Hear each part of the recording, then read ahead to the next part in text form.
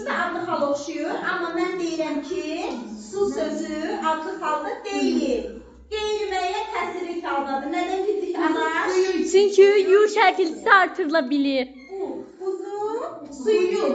Müəyyən təsirli xaldakı olan sözü? Qeyri-müəyyən. Yox, aysa. Qeyri-müəyyən. Əhməd.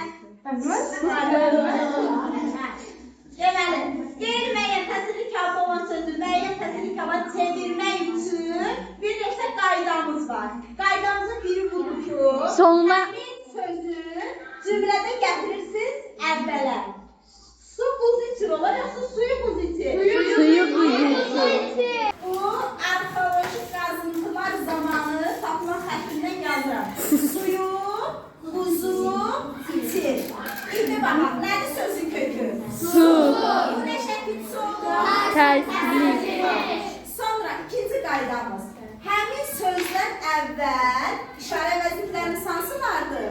O, bu, elə, belə, həmin. Deyək, bunlardan birini artıraq. Uzun, su içir yoxsa suyu içir? Suyu. Uzun, o, Suyu yoxsa içir. su içir? Suyu. içir.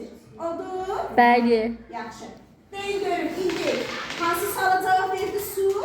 Gəlin təhlil edin. Nə edir? İçi. Xəbər. Nə içir? Su. İçən kimdir? Buzu.